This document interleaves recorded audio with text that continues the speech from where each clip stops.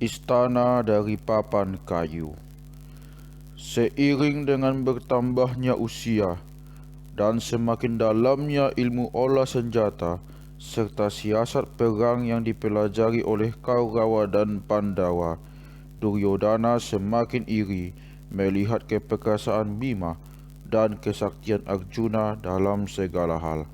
Duryodhana kemudian mengangkat Karna dan Sakuni sebagai penasihatnya dan menugaskan mereka untuk merencanakan siasat-siasat licik untuk mengalahkan Pandawa. Dhritarashtra, ayah Kaurawa, sebenarnya bijaksana dan sangat mencintai Pandawa, putra-putra adiknya. Sayangnya, ia berwatak lemah dalam menentukan segala sesuatu. Ia terlalu memihak putra-putranya sendiri.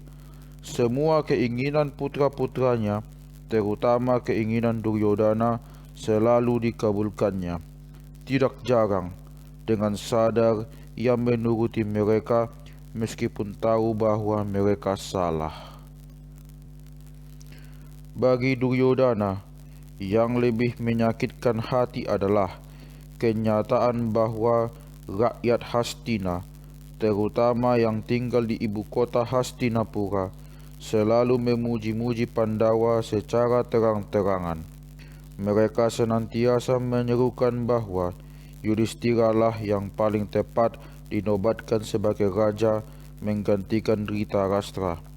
Rakyat bergerombol di jalan-jalan, memperdebatkan siapa yang paling pantas menjadi raja mereka. Sering terdengar percakapan seperti ini.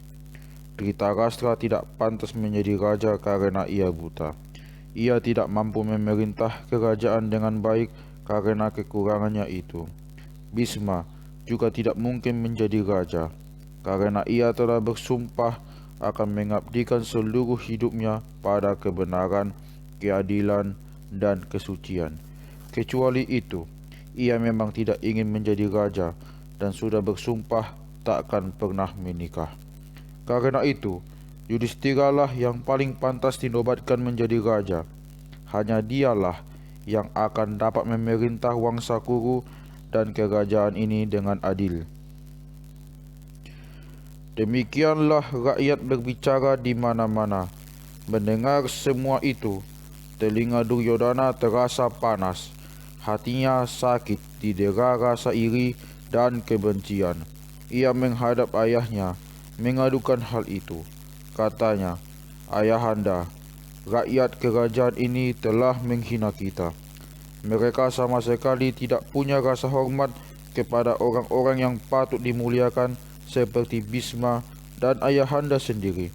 Menurut mereka, kerajaan ini seharusnya diperintah oleh Yudhishthira karena dialah yang paling pantas menjadi raja. Mereka berkata bahwa karena buta. Sebenarnya, ayahanda tidak pantas menjadi raja. Jika mereka bersikeras meminta penobatan Yudhishthira, itu berarti kehancuran bagi kita. Ayahanda telah mengalah kepada Paman Pandu. Kalau tidak karena Paman Pandu mengundurkan diri, ayahanda takkan pernah menjadi raja. Sekarang, jika Yudhishthira menuntut haknya untuk menggantikan ayahnya, kemanakah kita akan pergi? Tak ada lagi kesempatan bagi keturunan kita untuk menjadi raja, karena hanya keturunan Yudhishthira atau Pandawa yang berhak menjadi raja. Keturunan kita akan menjadi orang-orang miskin yang menggantungkan hidupnya pada belas kasihan keturunan Pandawa." Dhritarashtra merenung mendengar kata-kata anaknya. Beberapa lama kemudian, dia berkata, "Anakku, apa yang engkau katakan itu benar. Namun ayah percaya, Yudhishthira pasti tak akan menyimpang dari jalan yang benar dan penuh kebajikan. Ia mengasihi kita semua. Ia mewarisi semua sifat mulia ayahnya. Rakyat mengagumi dia dan mereka pasti mendukung dia. Semua menteri dan senapati juga mencintai Pandu dan mereka pasti akan mengabdi padanya dengan sepenuh hati. Rakyat memang memuja Pandawa. Kita tak dapat menentang mereka atau menunggu kesempatan baik untuk mengalahkan Pandawa. Seandainya kita berbuat tidak adil dan tidak benar, rakyat akan berontak melawan kita. Mereka akan mengusir kita dan kita akan terjerumus dalam kubangan kutuk dan cemooh.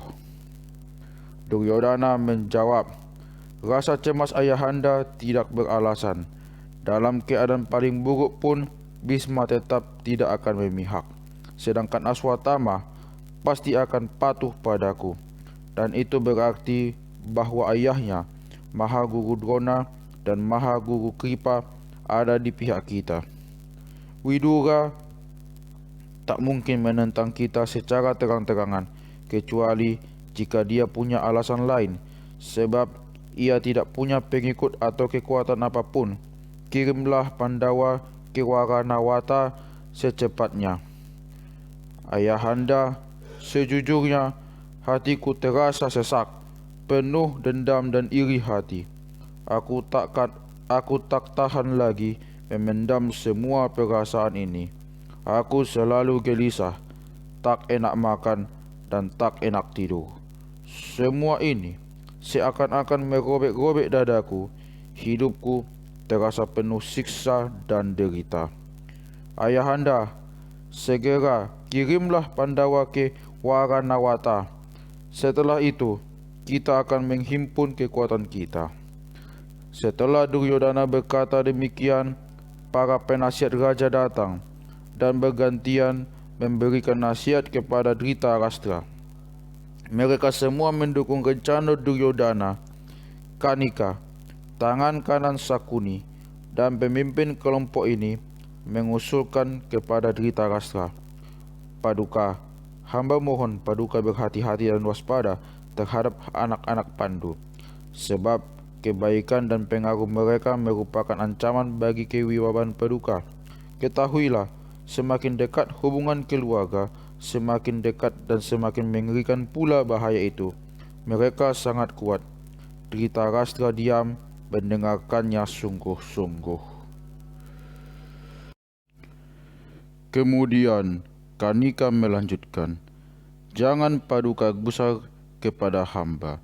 Jika hamba katakan bahwa seorang raja harus berkuasa dalam nama, di atas tahta dan tindakannya, sebab tak seorang pun akan percaya pada kekuatan yang tidak pernah diperlihatkan.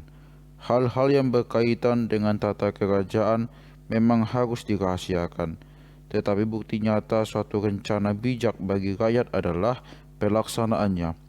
Bodoh sekali kalau menunjukkan kemesraan terhadap mereka. Demikianlah, keburukan harus dilenyapkan sama sekali, ibarat duri dalam daging. Jika dibiarkan, akan menyebabkan luka membisul.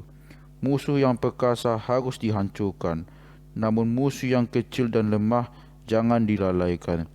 Ibarat bara, jika tidak segera dipadamkan, bisa berkobar menyala membakar hutan.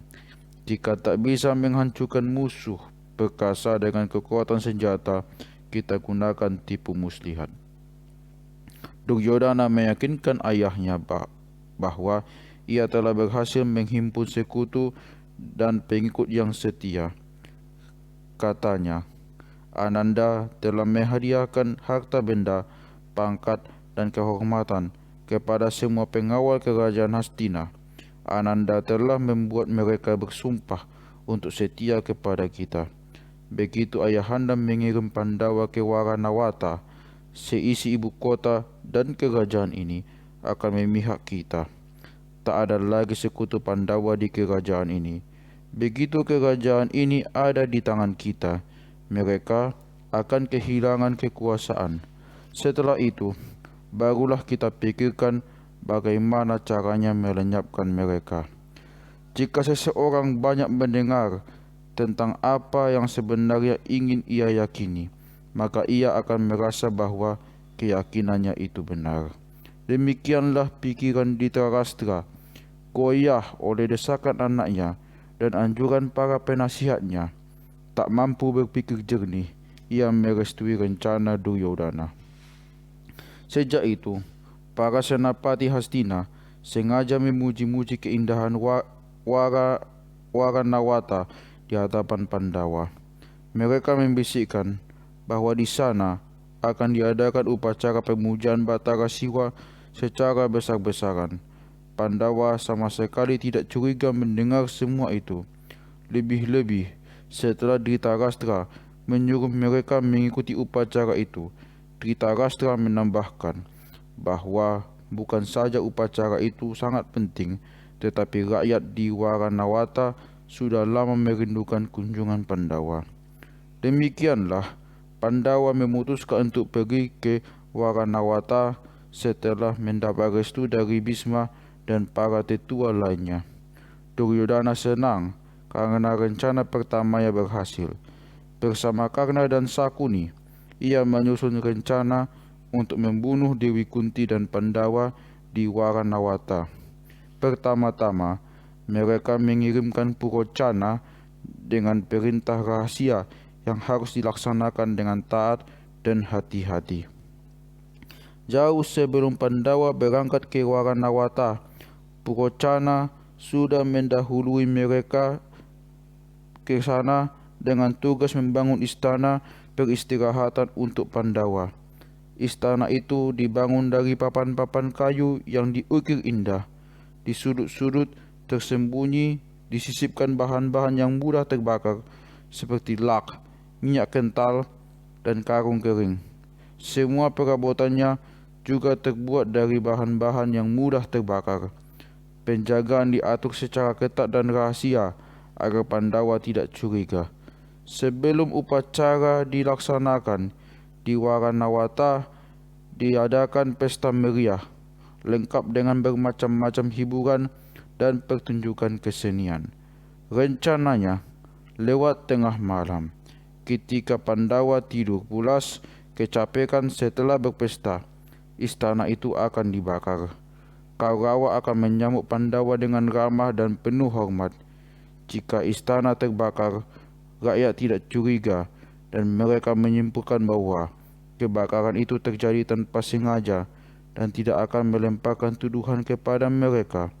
Tak seorang pun akan menyalahkan Kaurawa, sementara Duryodhana akan puas karena berhasil memusnahkan Pandawa. Demikianlah dengan berbagai cara Duryodhana berusaha memusnahkan Pandawa.